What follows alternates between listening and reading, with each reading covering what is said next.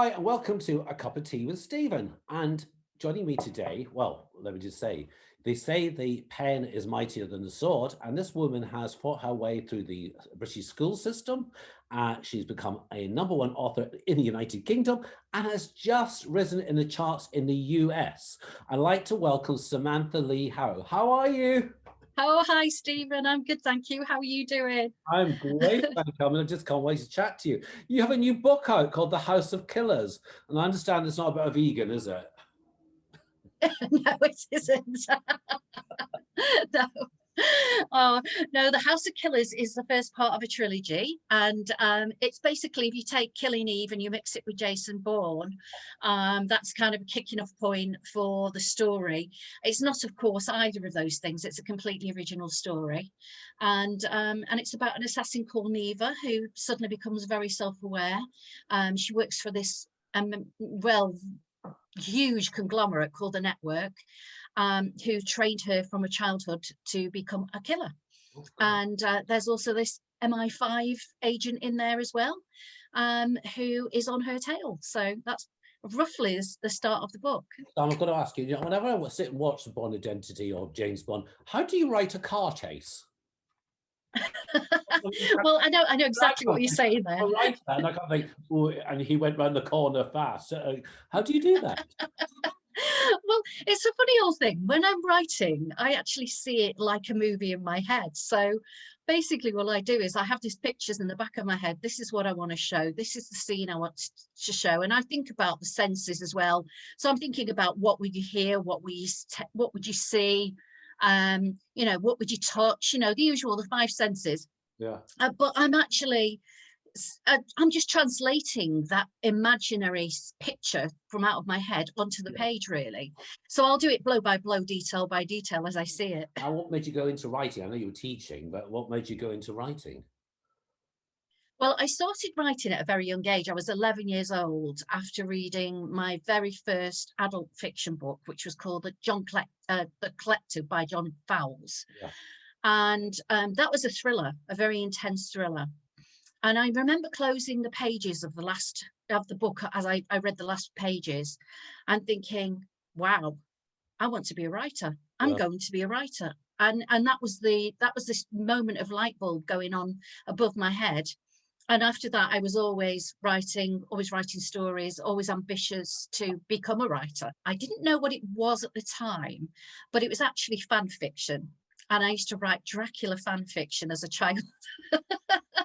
Everything was Christopher Lee, because I used to watch all the Hammer movies. You're not terrified as a child? No, I used to love them. I just loved horror. I used to stay up late at night with my sister watching all these horrible films. Your last book, Stranger in Our Bed, right? It went Yes. to one all over the place, and it still is at the top of the charts in many places. I understand it's being made into a film. It is, and that's been very exciting. I mean, last year was a kind of bittersweet year for us all, obviously, with the constant lockdowns, the state of the world.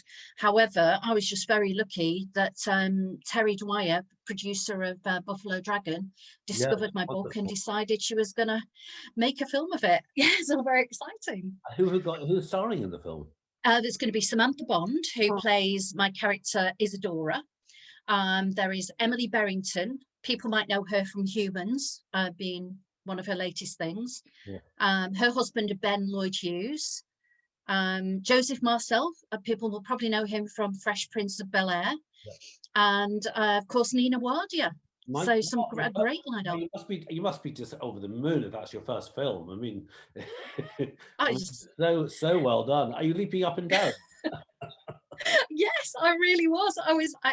When I heard the cast list, I was just absolutely blown away because it just couldn't be any better. Now, I know you're happily married to a lovely man, but who would you fantasize about being a stranger in your bed? Now, my husband knows about this already. The husband will let you off. Well, there's two, but one of them I wouldn't like to say because I feel a bit of a cougar, really. Well, actually, I will say after that, you can't say that and then not tell everybody who you mean. Of course, Reggie Jean, who plays the Duke in Bridgerton, he's got all of the women absolutely fantasizing about him now. He's gorgeous. But my absolute favorite is Alexander Skarsgård. Tall, blonde, blue-eyed, what's not to like? Do you find yourself when you're writing books now, thinking about them as television projects or film projects as you're writing them, or do you think about that afterwards? Actually, I do. They're just movies to me in my head, and I really write very visually. So for me, they all transpose easily to film. I think, especially the House of Killers. I've been tweeting that I think Reggie Jean should become Michael, my MI5 agent. He's not taken me up on it yet. You know, a lot of your books are around, you know, crimes and you know, all sorts of bits and pieces. But you know, if you had a chance, and I've always thought this myself, of getting away with it and committing one Quentin Crisp always said glamorous crime, what crime would you commit? Oh, yeah. Do you know, there's lots, because I think A lot. obviously there's lots I'd want to do if I thought I wouldn't do it. But you know, that I think probably being a cat burglar, although physically I'm definitely not up to the job, would be very glamorous. If you had a chance to sit the younger you down, say like 14, 15, and have a chat with her, what advice would you give her? I think I would tell her not to get married to her first husband.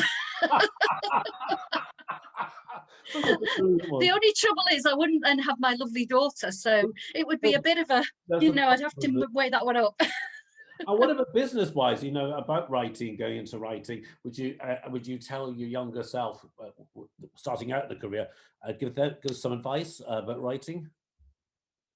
I would say go for it sooner.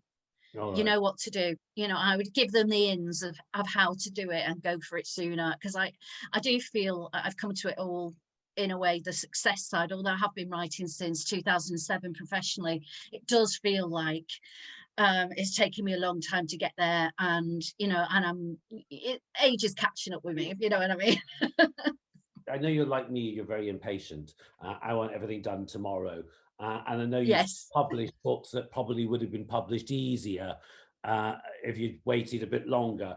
But how did you find self-publishing for yourself? Was it something you would recommend to people, or is it something you would avoid?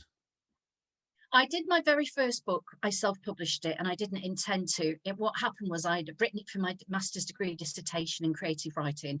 I knew I had this beautiful book that everybody was raving about, that I'd got great, you know, sort of a great degree from, and I started sending it around, and I didn't know any better. And then a self-publishing company, I didn't realize I'd sent it. I thought they were a proper publisher. I was very naive then. And it wasn't a bad thing for me in the end, because I self-published, but it then won this award in America, because it's independent publishers award called the Forward Magazine Book of the Year Award. It won the silver for best horror novel. And I did get my 3-book deal on that. I mean, I think I wouldn't self-publish personally, because you've got nobody behind you. You've got, one of the wonderful things about having HarperCollins behind me now is that you just feel so supported. They do so much for you to help get the word out. And that, when you're out on your own, is very challenging. A lot of your books taking you things personally to yourselves, don't they? I mean, you've used your own personal experience. Stranger in Bed deals Yes. with something they're only coming to terms with recently, talking about emotional abuse. We all know about Yes. physical abuse, and we know now it's okay that emotional abuse is so wrong. What advice would you give to people that are in that situation to talk about emotional abuse? What advice would you give them? Very, very, very difficult when you find yourself in a relationship where you are being manipulated, you're being treated as though you're always the wrong person. And at first, it's very hard to see the wood for the trees, that this is what this person's doing to you, and they're gaslighting you in some way as well.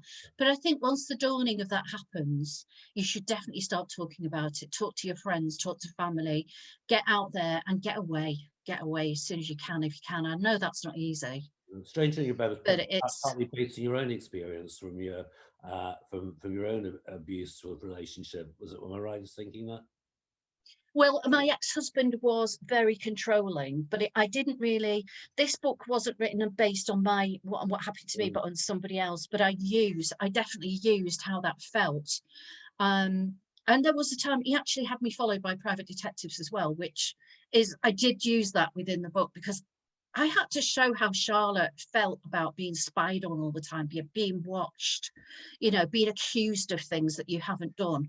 And I think it's just one of those things that nepotistic Yeah. and, you know, sociopathic characters of that personality do use. You know, they won't stop at anything if they want to control you, and it's a horrible situation to be in. And I was happy to use those experiences though to write something that I felt was very true and to the heart. Do you find, Sam, when you're looking in the papers and you see a story like that and look at the man they're accusing, you think that that could be anyone, that could be, you know, a husband, Yeah, mother, and it happens to so many people, much more than it we'll does. think about it. And It happens to men and women, not oh, just oh, women. It happens to everybody. yeah, And you know, it's awful that one person feels that they have to control somebody else's life to that degree. It's horrifying, and yeah. it says a lot about them, not about the person who's being Oh, controlled, they're really. obviously suffering themselves, but you know, Yeah. you know, so all they're all saying that, but in reality, you're the one hurting. But listen, let's on a brighter moment. What is the proudest moment of your life? I think one of the most exciting moments, oh, there's so many. This year has been such a roller coaster for me. Certainly when I got the USA Today bestseller um, email from my from HarperCollins telling me I'd got that, I just couldn't believe it. And I really was very proud. But also standing on the set in November last year when they were filming, and I was watching one of the scenes being filmed from a monitor outside of one of the Yeah. bedrooms in this big manor house. And I turned around and I looked at my husband and I went, that's my film. And it was this moment of, oh my goodness, I cannot believe it. That's my film. And I don't ever remember feeling like so in the moment or so proud. And usually you do these things reflectively, but at that moment it dawned on me what a big thing this was and how important it was to my career in the future. And just, it was just an amazing moment. Wonderful ability. The one thing about your writing is you're pulled into the story almost right away, even though nothing's really happened. Somehow or other, in the first page, you know this character and you want, and it's a great ability you have there. But listen, what advice have you got for Thank you. other writers going into? I mean, people always say I'd like to write a book, and I bumped into them 5 years later, and they're still in the first chapter. Well, I think it's obviously not everybody can do it. Everyone thinks that they've got a book in them.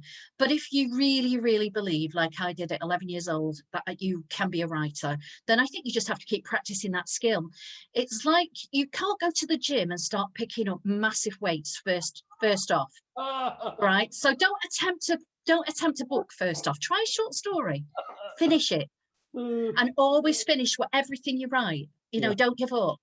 It takes a lot of stamina writing a book. I'm very lucky that I can do it and work on it all day long. But even if you can't and you've got a full-time job, do a few hundred words a night, even if it's 100 words. Soon adds And you'll build it up and you'll get better and faster Yeah, as time goes on. it adds up, doesn't it? If you've done a couple of hundred and a few more in the weekend, and you get into it, I think the more it builds, the more you want to write it, don't you? That's right, absolutely. And I think there's a certain amount of warming your brain up too as well. And the opening chapters, you often rewrite those a lot because they're the start. They're getting you into into the mood, into the story, into the characters. You're learning about the characters at those points. Now, you're a huge Doctor Who fan, is that correct? Yes. Well, my husband is. I do like Doctor Who, but he's the fan. You could dress up as a Doctor Who character for him then. I never do, but and now they just say we don't do the cosplay. But I have, I've worn a few steampunky sort of Doctor Who outfits in my time. Listen, so you've actually written for the Doctor Who franchise, haven't you? Yes, we have.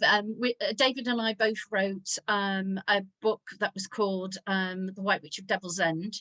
Yeah. Well, actually, it's become a novella now, or a novel now, a novelization, but it was actually a screenplay originally, Yeah. and it went to DVD, and it's become a is it 5 or 6 part? Do you know, I should know that. Isn't that awful? I've moved on. It's a 6-part drama.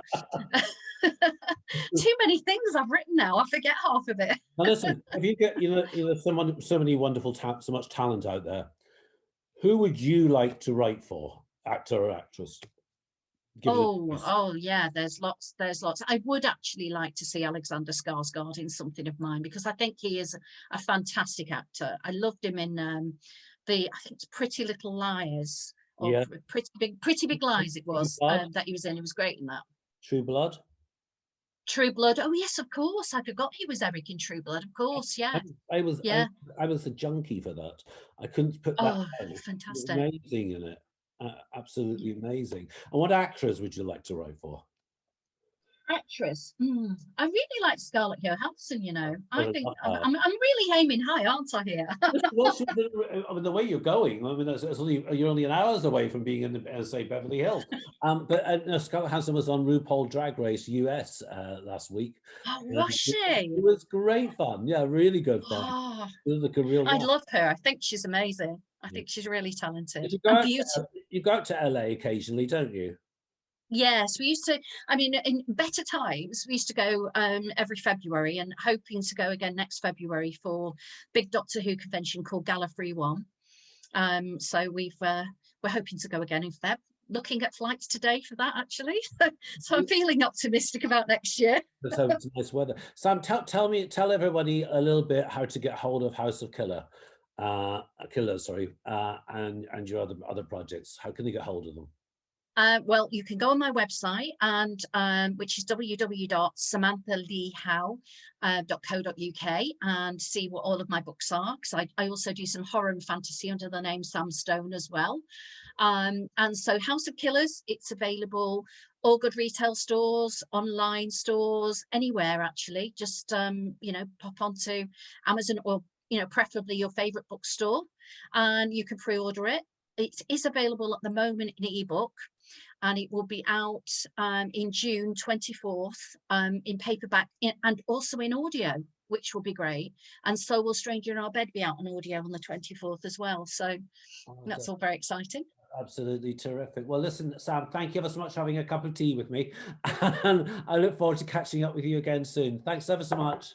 Maybe we'll have a glass of wine next time. Thank you.